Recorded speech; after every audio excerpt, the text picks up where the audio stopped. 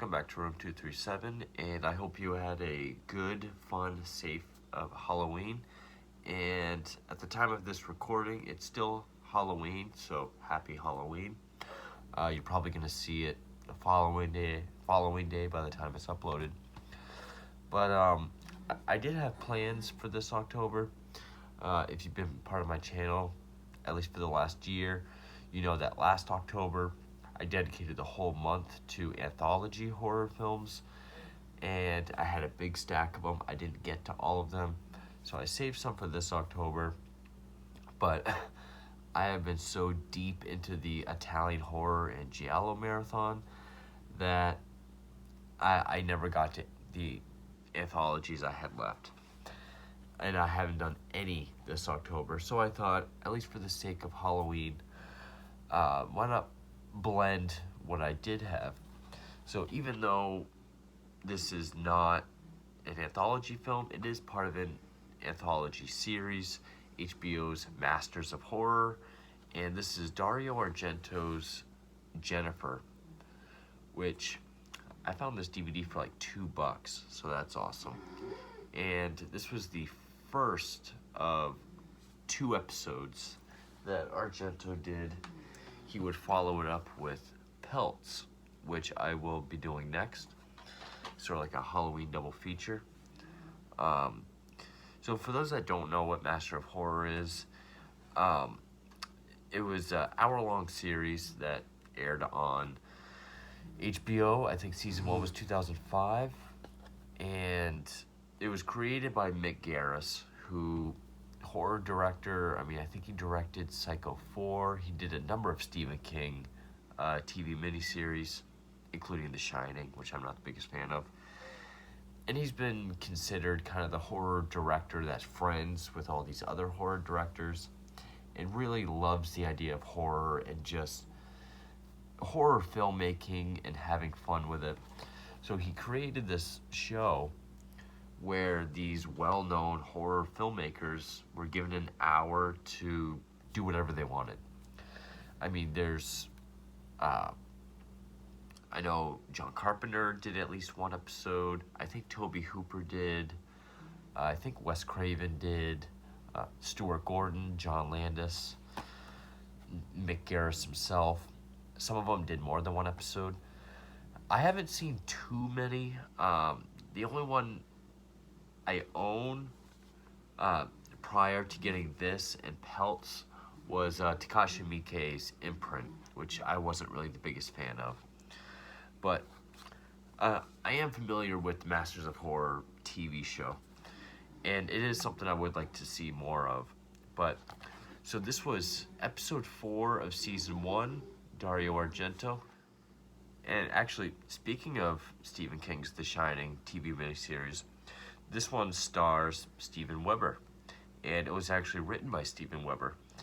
And it's based on a short black and white comic book.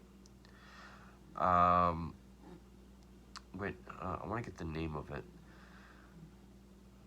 By Bruce Jones, and illustrations by Bernie Wrightson. Great horror illustrator. Done a number of things for Stephen King. He also did the artwork for Batman the Cult, which is a great Batman horror story.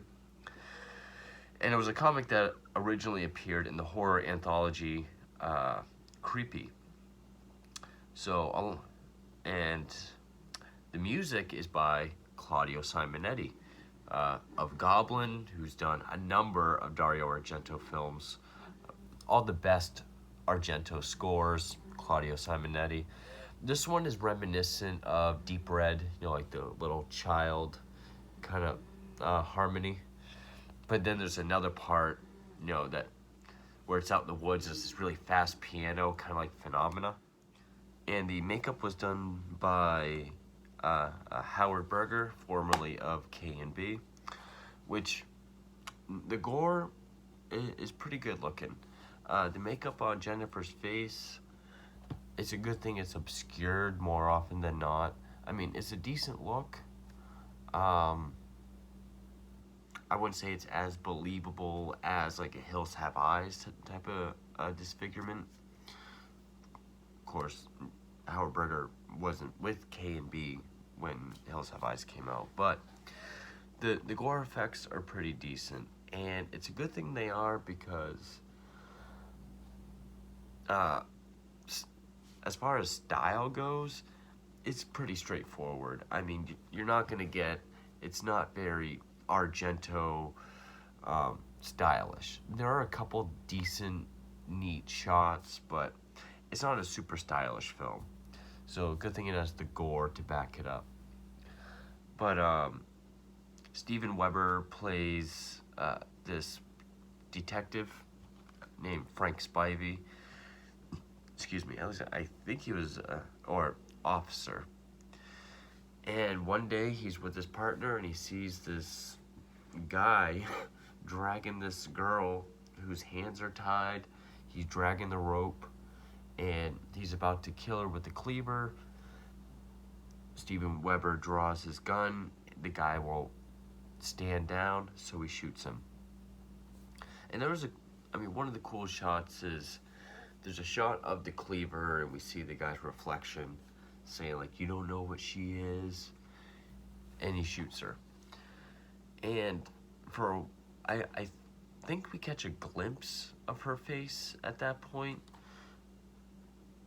which she doesn't quite look like that. There's more to it than this. And even though he does seem afraid and repulsed by her, she, grabs onto him and cuddles him, sees him, trusts him, and as if to thank him. So she's taken away, and then he's talking to his superior officer, played by Beau Starr, who was the sheriff in Halloween 4 and 5. And I actually didn't know this, but he's Henry Hill's dad in Goodfellas. He's telling him how he's got to go talk to psych and get help. He says he's fine, but he's kind of snappy when he gets home with his wife. His wife tries to make him feel better by having sex with him. But even then, he's envisioning Jennifer, whom he doesn't know her name yet. And I guess the point is Jennifer is supposed to kind of be like this siren, where even though she doesn't speak, she's supposed to be like completely beautiful from here down and have this hideous face.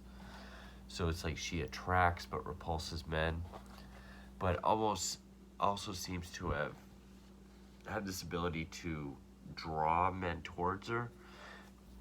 It doesn't go into that very deeply. I think that could have been something more interesting to be explored.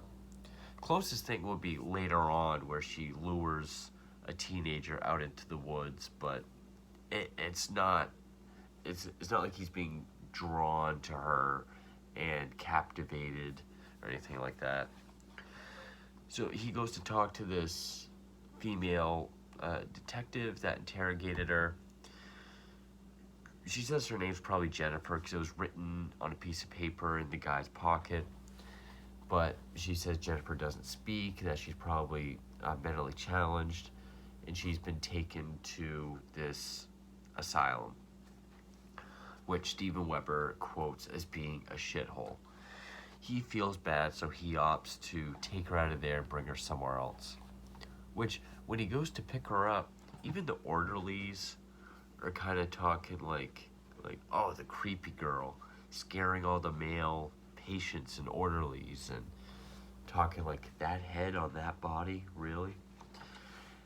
And I like how they take him right to her when she's in the shower, and she gets all excited, goes to like hug him. Like they don't make him wait for her to get out of the shower. He can't find a place to take her, so he takes her home, doesn't wake up his wife or son, puts her in a spare bed, and I could already tell, because I saw a cat, and before any kind of scene, I knew that cat's gonna die. She's gonna be feral, and she's gonna kill the cat, which she does. And he still can't find anyone to take her, but he still feels, I think, more affectionately drawn to her than sexually, at least at this point. But, so then the next morning, his wife does see Jennifer, which she's standing in his doorway crying. He's trying to ask her what's wrong, so then his wife comes in and she screams, freaks out. His son comes in, freaks out, scares Jennifer. They make it so, and she tells him she can't stay here. But then Jennifer grabs a hold of her, like bites her lips, which I thought this was going to go in a few different directions, because initially, when Steven Weber saved her, he got scratched on his hand, and it looked like it was getting infected at one point. So then we see that his wife is bit. We see all the teeth marks around the lips. This scene was kind of silly because she looks in the mirror, screams, and falls backwards. I thought maybe they're going to start slowly growing deformed. That doesn't happen. It's pretty grounded, actually. And it's a movie like Orphan or Case 39 with Renee Zellweger, where they take someone in and things go to hell. And there's some sort of cycle. Like, we can tell, like with Case 39, if you haven't seen it, it's like, if you've seen any of those, you know what I mean.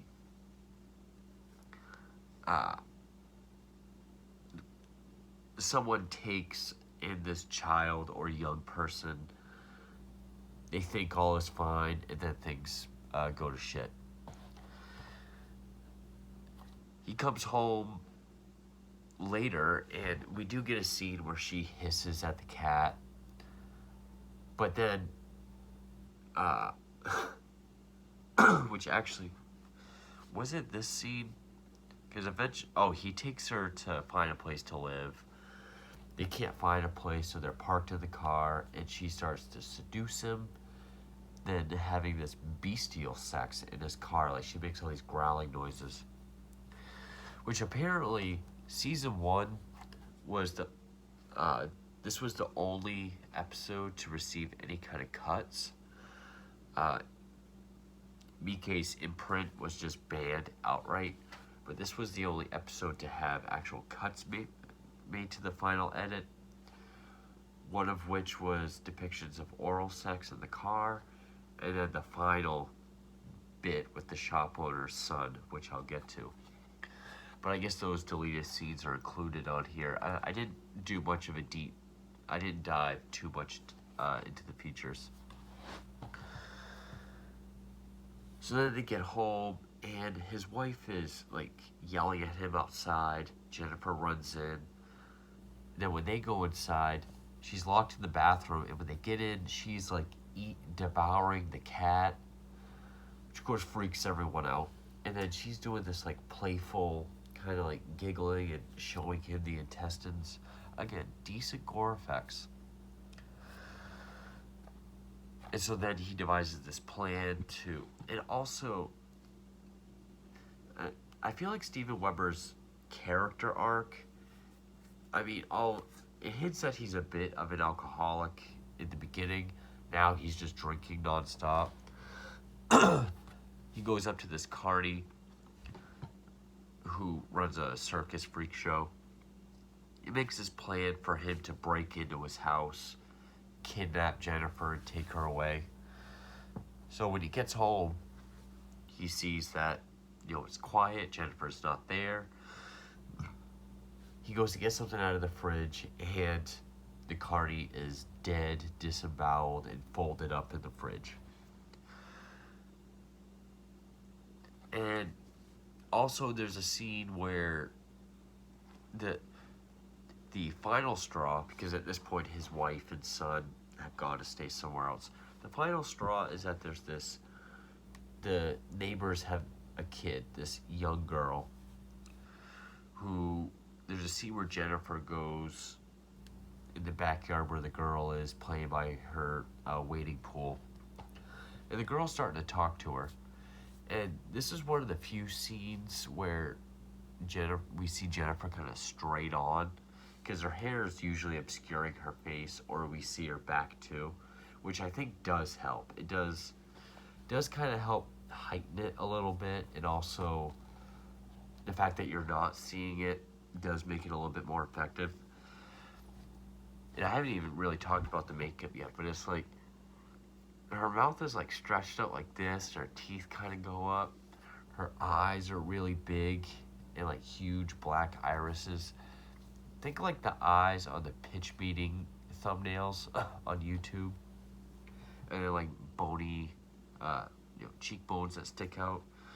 She's played by what was her name? Carrie Ann Fisher. Carrie Fisher. Carrie Ann Fleming. Which there is another point where he's having a dream, and he dreams of a non-disfigured Jennifer, which is Carrie Fleming out of makeup. I guess that's part of the siren thing too, is that he's always thinking about her, and that he can't get away from her, or he can't make her go away. But eventually he finds that Jennifer killed the young neighbor girl, and she's completely disemboweled. And he gets mad at her, but then he decides to flee, and they start living in this dilapidated cabin out in the woods far away. He gets a job at this small local grocery store, which the owner of that was Cynthia Garris, character named Rose. She kind of reminded me of like a Dee Wallace. It would have been great if Dee Wallace was in that role. Gives him a job as like stock, and then one night her son, who also works there, asks if he can go to his friend's party out in the woods. Steven Weber offers to take up his shift, but we see Jennifer sees, she made her way into town and sees Steven Weber and Rose talking inside the store. So she follows her son to this party. And this was the only other real kind of siren-y scene where I guess the son likes this girl, sees that she's kissing some other guy, so he walks off into the woods, and he sees Jennifer is back to sitting on this log. He goes to approach her, and she does this playful like giggle and skip into the woods. So he follows her and finally stops. And when he approaches her, turns around, he freaks out. And we get the scene where she like screams into the camera, fade to black. And this is another scene that was cut, because when Steven Weber comes home, he finds that she's downstairs and not just performing oral sex on him, but devouring him, like eating him. Which I guess the initial castration or biting or whatever is one of the parts that was cut. And when Steven Weber goes downstairs, the kid is still hanging on to life. He's kind of, but she's just like, this is probably the best part with the effects, because it shows her like biting, and she pulls out like stretchy bits of flesh. It looks awesome. So that's when he's had enough. That's when he ties her up, leads her out into the woods. He's got an axe. Just as he's about to kill her, this hunter shows up, shoots him. And right before he dies, he says, Jennifer. And then it ends with up close of him freeing her from the ropes and her hand kind of caressing his, as if to say the cycle is starting all over. I thought it was decent. It's very predictable. I figure it's going to be one of those things where, okay, the kind person that took this messed up person in is now seeing there's something wrong with them. They finally snapped. right when they go to kill that person, they're stopped or they're killed somehow, and then it shows that someone else will now take them in, and the story will start all over again. I kind of figured it was going to go that route, but I mean, it's not a great movie. I'm glad it's a Masters of Horror episode, because this is something that really only deserves like an hour. I mean, it's only 58 minutes. It fits with that. I can't see this being a 90-minute feature. Uh, Definitely the best parts. I mean, the score is pretty decent. Parts of the score has a very psycho type feel, like this dun dun dun dun dun dun. It does have that quite a bit, but like the deep red child harmony, or like that fast phenomena part, really gives you the Goblin Argento classic feel. I will say the blood and gore effects are the best part of this movie. I mean, the plot and everything is pretty predictable, but I think Masters of Horror was just meant to be this fun anthology. Here's a good creepy story for an hour, and for that I think it succeeded. It's a lot better than Imprint. I really don't know anything about Pelts, so now I'm gonna give that a look, but especially for the time, I mean, 2005, Argento had done Sleepless, he had done The Card Player, he hadn't done his really crappy films yet, Mother of Tears, Giallo. I don't think he had done Dracula yet, but this very well could be the last watchable thing that Argento did. But yeah, I definitely do want to check out more Masters of Horror stories. If Pelts is is I was gonna say half as good, but it's fairly decent. It's watchable. It's a good time waster. It's as entertaining as it needs to be for 1 hour. But there are some good things I can say about it, especially the gore effects. But anyway, that is Argento's first of 2 episodes of HBO's Masters of Horror. Part 1 of 2 of my Halloween special. So I'll be doing Pelts next. And I did want to do Two Evil Eyes, because that is an anthology with Argento and George Romero. But these were shorter, and I figured I would have more time. So that's Jennifer. I'll be doing Pelts next, so stay tuned for that. And again, I know it's after Halloween, but as I'm recording this, happy Halloween.